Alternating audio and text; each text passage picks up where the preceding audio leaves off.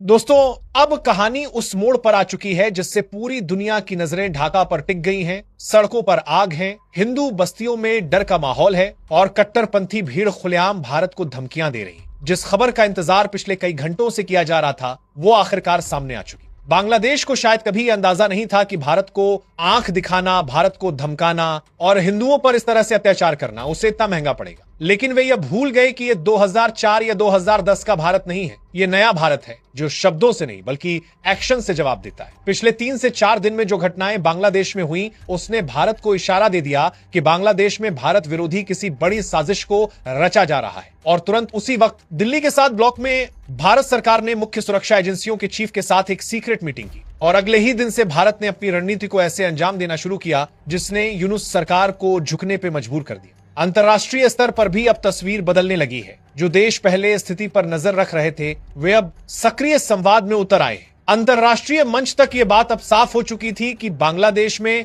हिंदुओं को किस तरह चिन्हित करके निशाना बनाया जा रहा था और हालात सुधरने की जगह और बदतर होते जा रहे थे। तब भारत ने निर्णायक कदम उठाया और भारत ने अपनी सबसे स्पेशल टीम को एक्शन मोड पे प्रभावी किया। दोस्तों, ये नया भारत है जो सहता नहीं, जवाब देता है। अगर आपको अपनी सेना पर गर्व है तो लाइक और सब्सक्राइब करके अपनी ताकत दिखाएं। कमेंट में अपने शहर का नाम जरूर लिखें जिससे भारत की अखंडता मजबूत हो।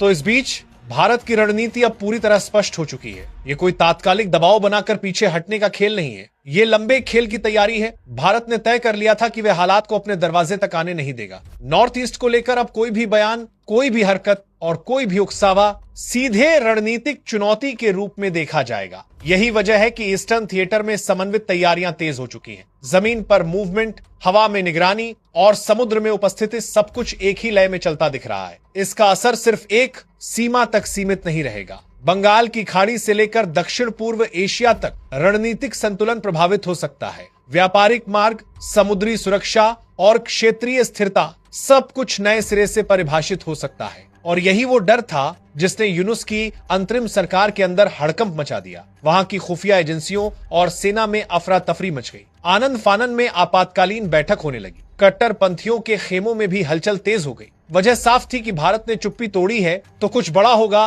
क्योंकि ऑपरेशन सिंदूर में जो सबक पाकिस्तान को सिखाया गया था, वो खौफ, वो मंजर पूरी दुनिया ने साफ देखा था। अब सबसे पहले भारत ने चिकन नेक सेव किया। ये वही संवेदनशील गलियारा है जिसे भारत की जीवन रेखा कहा जाता है, जिसे भारत ने कई सुरक्षा चक्र के साथ एक अभेद्य किले में तब्दील कर दिया है। जमीन पर सैनिक तैनाती, हवा में निगरानी और इलेक्ट्रॉनिक डोमिनेंस, तीनों स्तरों पर भारत ने यह स्पष्ट कर दिया कि इस इलाके को लेकर कोई भी बयान अब सिर्फ बयान नहीं माना जाएगा, बल्कि सुरक्षा खतरे के रूप में ट्रीट किया जाएगा। और सुरक्षा खतरे का जवाब भारत शब्दों में नहीं देता।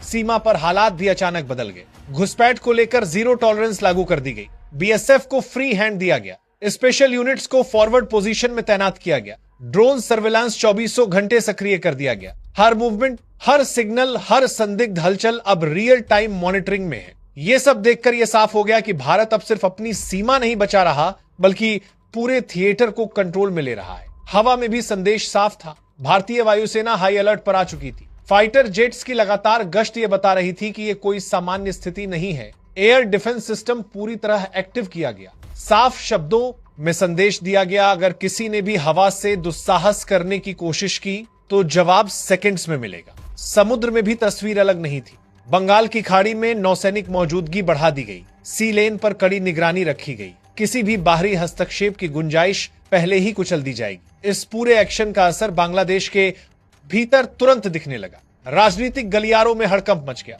इमरजेंसी मीटिंग्स बुलाई गई। सवाल उठने लगे, क्या सरकार हालात संभालने में नाकाम हो चुकी है? क्या सेना का कंट्रोल भी ढीला पड़ रहा है? और सबसे बड़ा सवाल, क्या भारत की ताकत को कम आंकना बांग्लादेश की सबसे बड़ी रणनीतिक भूल साबित हो गया है? क्योंकि भारत ने साफ कर दिया कि हिंदुओं पर अत्याचार को अब सिर्फ आंतरिक मामला नहीं माना जाएगा। यह भारत की सुरक्षा, क्षेत्रीय स्थिरता और रणनीतिक हितों से जुड़ा विषय बन चुका है। आर्थिक मोर्चे पर भी इसके झटके दिखने लगे। विदेशी निवेश को लेकर अनिश्चितता बढ़ी। व्यापार और पर्यटन पर दबाव साफ नजर आने लगा। अंतर्राष्ट्रीय स्तर पर सवाल उठने लगे कि आखिर बांग्लादेश अपने ही नागरिकों की सुरक्षा क्यों नहीं कर पा रहा। और इसी बीच खुफिया इनपुट्स ने एक और परत खोल दी।